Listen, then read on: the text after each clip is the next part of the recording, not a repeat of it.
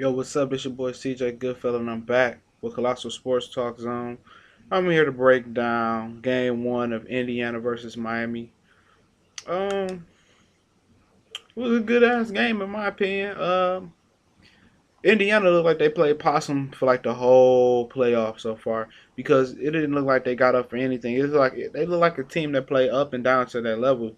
Just going through the last 20, 25 games of the season after the All Star break when they broke down. Roy Hibbert looked like Roy Hibbert again. Um, Paul George and George Hill and Lance Stevenson. I think it's all about their confidence level. About they're confident that they can win their matchup between Chalmers and Hill, um, James and George, and Stevenson and Wade. Starting off with Stevenson, man, anytime he plays under control and with his motions in check, I think he's the better guard between Dwayne Wade right now. I know it's hard for people to believe that, but Dwayne Wade isn't the same player. He's more skillful now and more in tune with making the shot selection nowadays. But Lance Stevenson just a lot more athletic than him now. But Dwayne Wade still was schooling him a little bit yesterday. But the Pacers just play with that confidence. They didn't switch to small ball. They played their type of ball, big ball. They won the matchup. Miami came down to Miami not executing and hitting their threes. And they got punched in the mouth. They thought it was going. They listened to the media. They thought it was going to be an easy game because how Indiana was playing. Indiana came out and showed them like we ain't no punks. You're not gonna come in our house and punk us. But it was more imperative for Indiana to win the game one. LeBron James was LeBron James. He might be wearing down from playing so many minutes. So Spoelstra's going to have to give him a little bit more breaks or excuse him from shoot arounds and some practice, just get his legs back under him. And Dwayne Wade looks pretty fresh. Bosh got to hit his open threes and win his matchup. That's the key. Is Bosh winning his matchup with Roy Hibbert and taking Roy Hibbert out of the paint. At times, I would if I was Indiana, I would consider putting Roy Hibbert on Shane and letting Shane beat me. If there's any adjustments they want to make going into game two, but for Miami, it's just you might want to start Haslam because you're getting killed on the boards, and if no threes ain't falling, they're not going to beat Miami. No matter how strong is LeBron James is, they got to hit them outside jumpers. They're a jump shooting team. They're going to get to the foul line, and that's another thing. Indiana just beat them to the foul line. Got inside the paint. When you're smaller, you can't block shots. You're more susceptible to getting more fouls because you don't have that shot blocker. They don't have that fear going down the middle. So Birdman came in. He did a little bit better job, but Indiana just played with their confidence was the most important thing. George Hill set the tone coming out yesterday. Lance Stevenson picked up the tone, and Paul George just looked like it was effortless, like out there to him. Like nothing was bothering him. Everything was smooth. His game was smooth. He pretty much just played with confidence versus LeBron James. I don't think he's in all LeBron James like he used to. He knows he's a superstar in his own right and has the potential to be the best player in the game and be the MVP one day.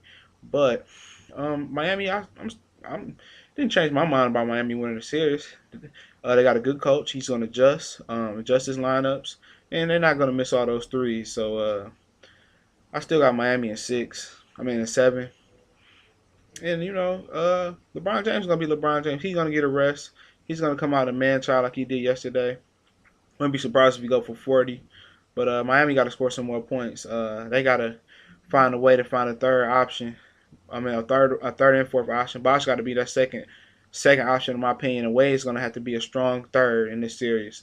And they got to get Mario Chalmers hitting his open threes because he missed some threes yesterday too. And that was just the difference in the game. Now looking ahead tonight into the San Antonio versus Oklahoma City game, it's gonna be tough for Oklahoma City, man, without Serge Ibaka because Tim Duncan is gonna give Perkins, Steven Adams, and uh, Nick Collison a lesson. So I mean, he's gonna just get his. That's the only reason concern I got about Ibaka being in the game because he kind of can hang with Tim Duncan a little bit, and that's gonna be the series. If Tim Duncan got fresh legs to get what he wants, he's not gonna get fought on the block.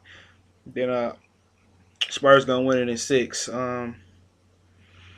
Maybe the Thunder should think about playing Perry Jones third a little bit more. 6'9", 6'10". He can go in a little small. He can take Tim Duncan away from the basket or Tiago Splitter away from the basket and let him showcase his talent. At one point in time, he was the best high school player in the country almost. And just for you not to let him develop, I mean, you have nothing to lose in this series. You should play him because you traded Jeff Green, you traded James Harden. So you should just play Perry Jones and Jeremy Lamb, see what they can get you, and they might can give you that spark off the bench or in your lineup that you never knew that can come in. So it's not time for panic for Oklahoma City Thunder. It's time for let the young guys grow up because you're at a disadvantage without Ibaka. Yeah, you got Westbrook and Thunder, but you need that big guy that can hang with Tim Duncan. If not, Tim Duncan's going to have his way. Tony Parker's healthy. He's going to have his way. But if Tony Parker's not healthy, I give this series a 50-50 chance. And I would probably lean up to the Oklahoma City Thunder. So we're going to see in that series. It's going to be a hell of a series. A hell of tonight at 9 o'clock. I do a post game review for that series and a pregame for the next Miami game. Uh, in game two, I have Miami winning comfortably.